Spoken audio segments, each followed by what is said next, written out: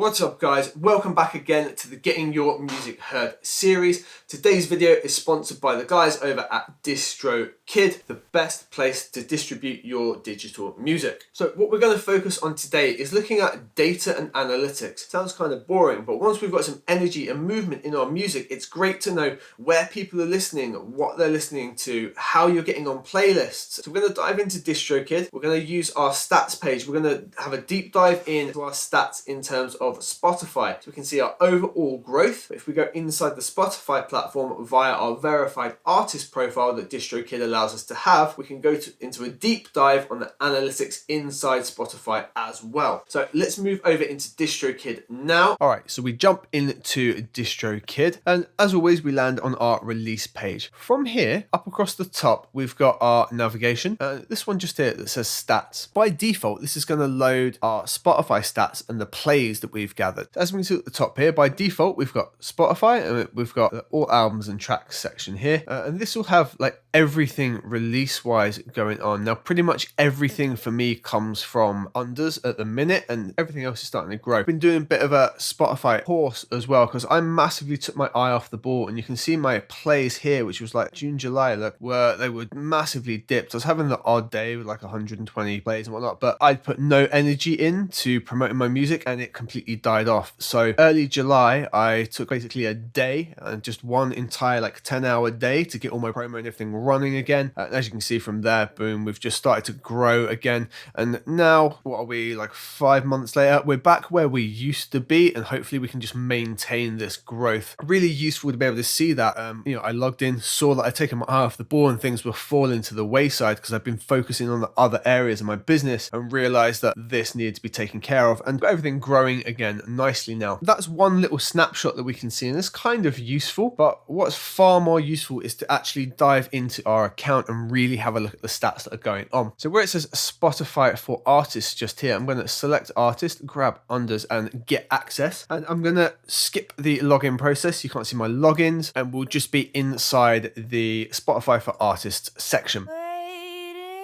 Beautiful. So now we're inside Spotify for artists. And the important things we want to look at are over on the right hand side at the minute. We've got this week, so I've got listeners of 589 here. They've given me a total of 1.3k streams. Now what's useful to know about that is if somebody listens to my music, on average, they go and listen to at least one more track. See, we've got the 589 listeners and yet 1,300 approximate streams. So that means on average, each person listens to at least 2 tracks. Some are listening to 3. You might find others are playing through the whole album. But that means we know for each person we bring into Spotify, they're very likely to listen to at least 2 tracks. Good bit of information. You can also see out of the 589, we picked up 88 new followers. So people who listen to the music, they listen to more than one track, also have gone and followed my profile, meaning when music's released in the future, we know we're going to reach those people.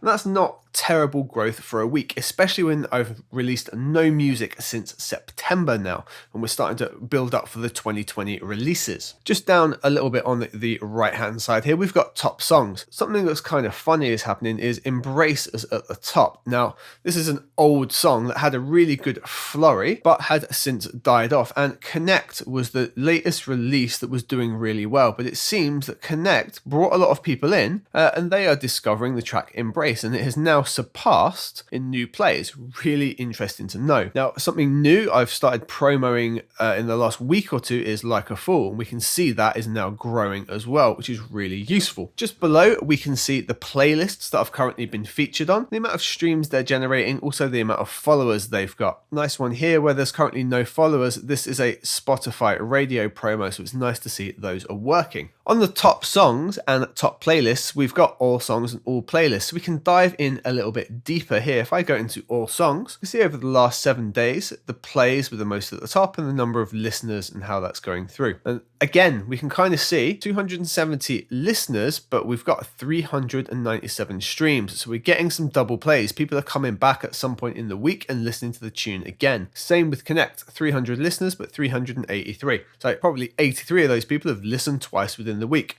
See, the number of saves has gone up as well. Something interesting, this track here, Hold On Me, it completely tanked on release. It got no real attention whatsoever, yet within this week, 24 saves, 44 listens, 44 listeners, and 150 streams. So it's suddenly growing, and yet it's been there since May, getting pretty much no attention. Again, it's useful to see these stats and understand what's going on and see it happen in real time. You can also have a look at other playlists that we're featured on. At the top are the algorithmic playlists. These are ones where Spotify places your music in a playlist relevant to someone who's been listening. And, you know, these take a lot of time, but it's nice to see we're picking up some action in there again. And then we've got listener-made playlists. These are one of the most powerful, as you can see at the minute, showing 5 of 62. So 62 people have added me into their playlist, and some of these are quite heavily followed and can generate good streams for me. You can see 547 streams coming from this liquid drum and bass playlist here, and I've got 2 songs featured in there. Now up the top we also have this section here, audience. This is where we can get the real nitty gritty of what's going on, who's discovering our music. So you can see over the last 28 days, the days that I've had most popular.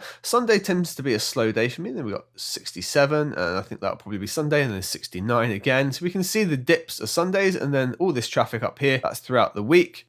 For some reason, seems like early in the week, quite good for me. And in this case, we had a nice big Friday here, and then Saturday dipping off again in this common trend. However, everything growing upwards, which is exactly what we want to see. Source of streams. Now this is super useful. As before, I said the most powerful thing are those playlists from other users. We've got other listeners' playlists. That's 64% of all of my plays. So a huge thank you to all of those people.